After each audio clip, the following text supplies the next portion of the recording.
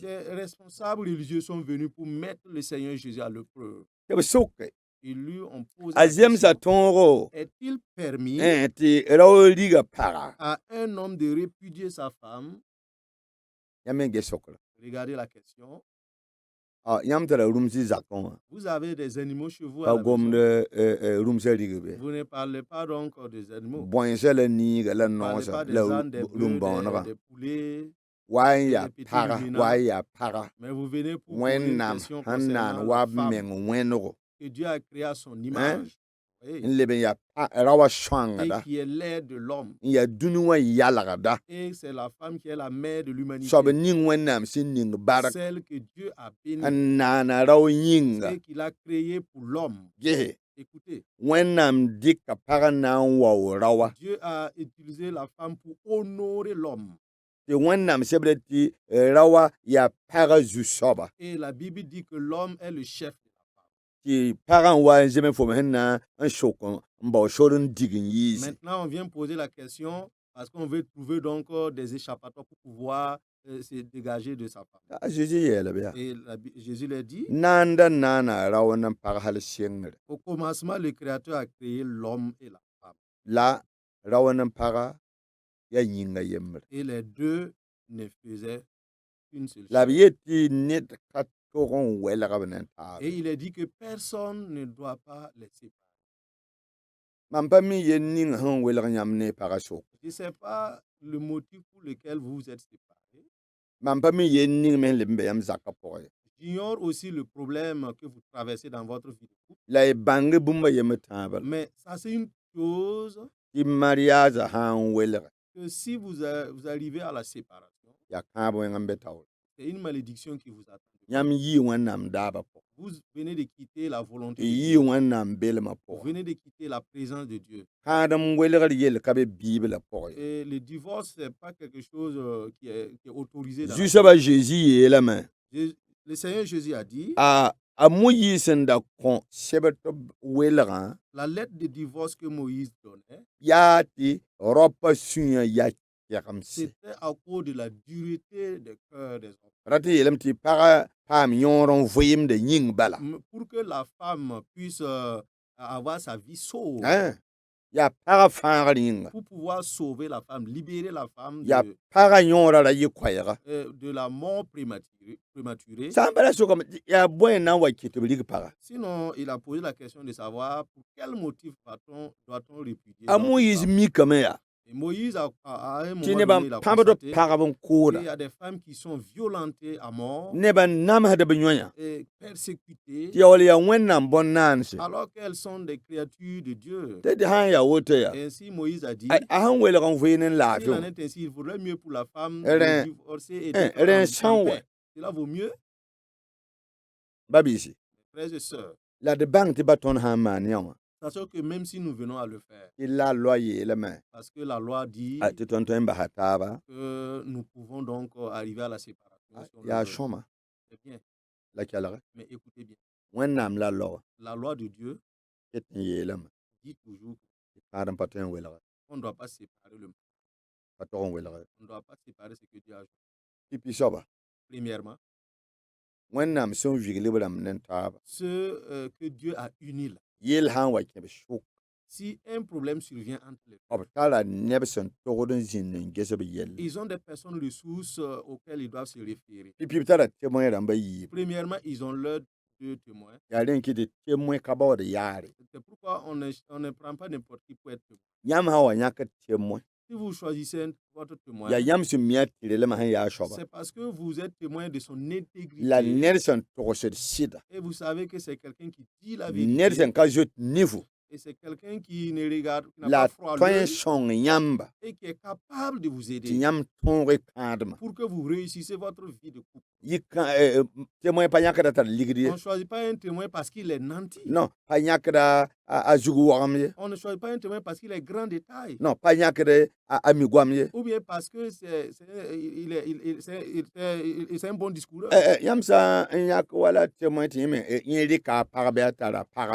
Si vous choisissez un témoin qui vit en concubinage déjà, voilà, il a laissé sa femme et prendre une autre femme, aller mettre dans un autre secteur. Le jour que vous aurez des problèmes, c'est son expérience personnelle qui va vous donner. Donc, dans le couple, lorsqu'il y a un problème qui se passe, vous devez donc vous référer d'abord au témoin. Laissez vos parents d'abord pour que les parents n'aient pas beaucoup de peine. Alors, les deux témoins d'abord vont échanger avec vous et vous donner des conseils. Ça, c'est la première chose. Mais si c'est des gens qui veulent comprendre l'essence du mariage, sachez qu'à la mairie, donc, il y a le code des personnes et des familles qui régissent le mariage. Vous pouvez donc vous munir de ce document et vous allez comprendre de quoi la loi dit par rapport au mariage. Et connaître donc les dispositions donc, de la loi. Donc, si vous devez donc vous compter sur ça pour vivre, vous vivez selon la loi des hommes et votre vie sera harmonieuse. Deuxièmement, lorsqu'un problème survient dans un couple, vous avez des pasteurs.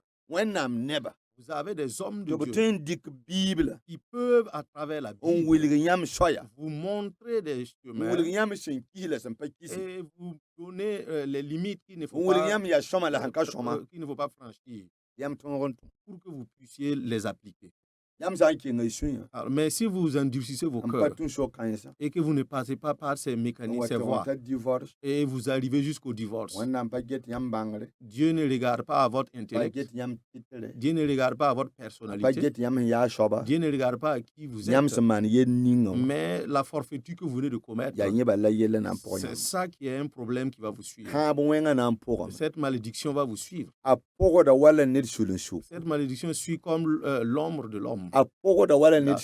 Comme la silhouette. Nuit comme de jour. Nuit comme de jour. Dans ton lieu de service, ta silhouette. Même en brousse. En ville également. Quand tu voyages, elle est là. Quand tu dors, ta silhouette est là. Et cette malédiction te traque à la culotte. Voilà pourquoi. Posez la question à tous ceux qui sont déjà dans le divorce. Qui est celui-là qui est dans la paix du cœur? Ça, c'est la première malédiction. Le premier signe donc de la malédiction. C'est le premier signe. Oui, ils n'ont pas la paix du cœur.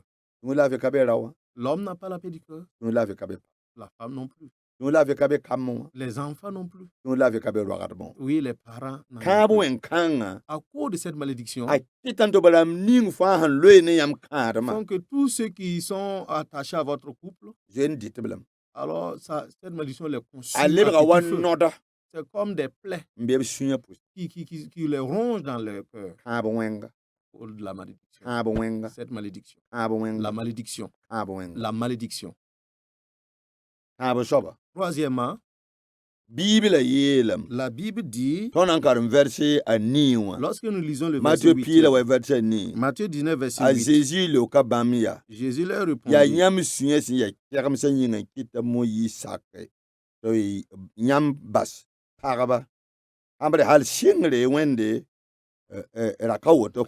c'est à cause de la dureté de votre cœur que Moïse vous a permis de répudier vos femmes.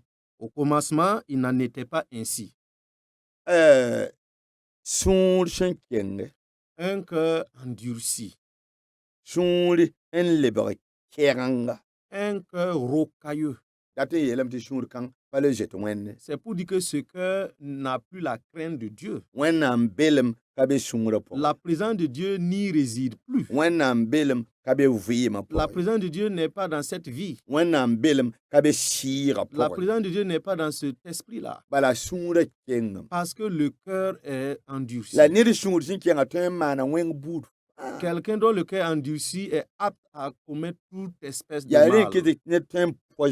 Voilà pourquoi des gens peuvent empoisonner les prochains à cause de la dureté de leur cœur. Et parce qu'ils ne craignent plus Dieu. Ils ne craignent plus, ils n'ont même pas de la miséricorde. Si tu n'as pas la miséricorde à l'endroit de ta femme, tu ne peux pas être miséricordieux à l'endroit de ta belle-mère, ni à l'endroit de ton beau-père, ni à l'endroit même de ta propre maman, et aussi ton propre papa. Tu n'as point d'égard à la famille, à la belle famille. À plus forte raison, toi-même tes parents. Et tous ceux qui étaient témoins là, lors de ce mariage et qui se sont rejoués avec vous, pense à tous ce à cause de ton divorce. Tous ces gens vont apprendre ce qui s'est passé. Et tous ceux qui vous ont apporté des cadeaux, ils vont dire c'est malheureux, c'est dommage, c'est dommage. Si j'avais su, je n'allais pas investir dans ce mariage. Si j'avais su.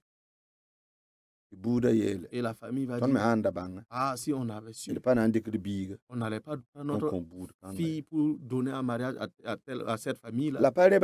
Mais ce n'est pas ça seulement. Ça, ce sont les souffrances que nous allons vivre et qu'on va vivre sur cette terre. Mais Dieu lui-même a dit, moi, l'Éternel, j'ai l'homme qui répudie sa femme. Je hais l'homme qui répudie sa femme. Si Dieu vous hait, qui va vous accueillir? L'harmonie de votre vie se trouvera à quel niveau? L'harmonie de votre vie se trouve à quel niveau? Si Dieu lui-même vous hait. À l'émission passée, j'avais dit que monsieur a dit que sa femme n'enfante pas et il allait la répudier. Et je leur ai dit, alors si votre mariage là c'est à cause de la maternité, il y en a qui ont fondé le mariage sur les enfants. Ce n'est pas l'amour qui fonde le mariage. Pour eux, il faut avoir des enfants. Mais si c'est les enfants, pendant que vous courtisez, alors vous devez faire des examens. Pendant les fiançailles, faire des examens. Alors dites aux médecins que vous voulez des examens qui montrent que vous êtes fertile et vous pouvez et le médecin va vous faire les résultats vont vous donner donc la conduite à suivre. Et quelqu'un a dit, moi je vais répudier ma femme parce qu'elle n'enfante que des filles. Mais ça c'est de l'ignorance. Toi tu es là assis. La femme était chez elle à la maison, elle n'enfantait pas. Elle vient chez toi. Elle enfante maintenant des filles. Pourtant, c'est toi qui et c'est toi qui mets pourtant la semence. Alors, tu t'imagines pas toi-même que c'est le type de semence que tu as sémé, qu'elle ne fait que récolter. C'est la semence que tu donnes là qu'elle produit. Quand on sème le maïs, on récolte le maïs. Quand on sème de l'arachide, on sème de l'arachide. Du mil également, c'est pareil. Alors, tu n'as pas mis cela à l'idée. Tu t'es pas mis cela à l'idée. Je voudrais remercier quelqu'un. Cet homme, il accusait sa femme de dire que c'est elle qui est stérile et ses frères, sa maman, son papa et tous, ils ont accusé la femme à tort. Et ils sont venus pour qu'on prie pour eux. Je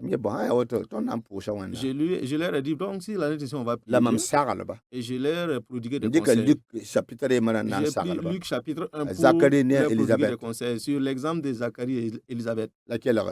Écoutez bien, je leur ai dit, allez-y faire des examens. Quand ils sont allés, il s'est trouvé que c'est l'homme qui avait le problème. C'est-à-dire, il n'y a pas de semence qui puisse faire enceinte. Voilà. Il y a la virilité, mais il n'y a pas la fertilité. J'ai dit voilà. Depuis ce temps qui a importuné la vie, persécuté la vie de tes frères et tes sœurs ont persécuté sa vie. Ta maman l'a tourmentée parce qu'elle est stérile. Lorsqu'elle porte un beau vêtement, on dit non, c'est qu'elle sait se parer, c'est se maquiller.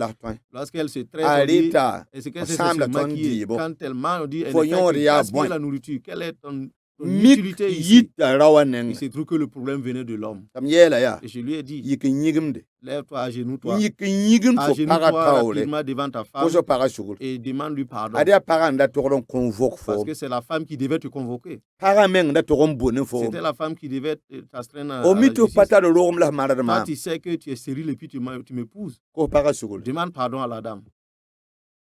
Effectivement, le monsieur a obéi. Il s'est agenouillé devant son épouse. Il a pris ses deux mains pour imposer sur les pieds de sa femme, pour lui demander pardon. Et l'acte a vraiment touché la femme qui a versé des larmes sur son mari. Et on a prié Dieu. 5 mois après, oui, la femme est tombée enceinte. Est-ce que vous voyez? Bon, il y a des gens qui vivent dans l'ignorance. Et pour un lien, on va accuser la femme.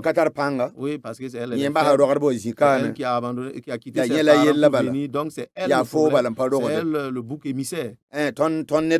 Non, sinon notre enfant, notre fils là, il est au top. Nous, on l'a mis au monde. Il est homme. Oui. Écoutez bien. Ou le divorce de certains. Il n'y a même pas de tête ni de queue. Oui. Mais ce que je suis en train de dire, ce sont les problèmes, le problème à venir. Sur cette terre, pour certains problèmes, il y a des solutions. Mais devant Dieu, il n'y a pas de solution. Devant Dieu, non, il n'y a pas de je vais aller revenir. Devant Dieu, il n'y a pas d'échappatoire. Devant Dieu, il n'y a pas de prix qu'on donne pour qu'est-ce qu'on peut donner en rançon à Dieu pour pouvoir accéder au paradis. Est-ce l'or? C'est Dieu qui a créé l'or. Est-ce le sacrifice? C'est Dieu qui a créé les animaux. Qu'est-ce qu'on peut donner à Dieu? Qu'est-ce que l'homme puisse donner en rançon en échange du paradis? La Bible dit malheur est sur quiconque qui sépare ce que Dieu a dit. Certaines belles-mères ont séparé le mariage de leurs enfants. Et les sœurs du mari ont contribué à la séparation. Mais je voulais vous dire, sachez que vous allez payer le prix. Vous allez payer le prix. Vous allez payer le prix. Vous allez payer le prix. Je voudrais m'arrêter là et vous dire tout simplement que chacun prenne ses dispositions pour ne pas arriver au divorce. Les pasteurs sont là pour vous. Et nous sommes à CVK LVD chaque lundi. Nous sommes là pour vous aider, pour que votre vie soit harmonieuse, votre vie conjugale soit harmonieuse et que l'amour va grandissant et que vous puissiez être en symbiose avec Dieu également. Que le Seigneur vous bénisse et que Dieu vous fasse du bien. Que Dieu vous honore, que Dieu vous donne de ne pas aller au divorce au nom de Jésus. Je voudrais que vous donnez le contact, ça va vous aider. Voici le numéro 78 91 08 91. Voilà. Que Dieu vous aide. Si vous avez des questions, vous pouvez m'appeler. Nous voulons également votre soutien pour que nous puissions avoir le matériel et prendre soin donc de la station. Voilà pourquoi nous vous donnons le numéro de CVK. Il y a 07 05 83 01 07 05 83 01. Je vais prier pour vous. Dieu éternel, je recommande tout le couple, tous les foyers, et les problèmes qu'ils rencontrent, les difficultés, et les douleurs, les peines. Et je prie au nom de Jésus que tout foyer qui est au bord de la faillite, que l'Éternel le relève et le restaure, que Dieu leur donne la vie. Au nom de Jésus, j'abandonne le mariage de tes mains en demandant ton aide pour eux qu'ils vivent en harmonie au nom de Jésus. Amen. Amen. Et Dieu nous donne la semaine prochaine. Amen.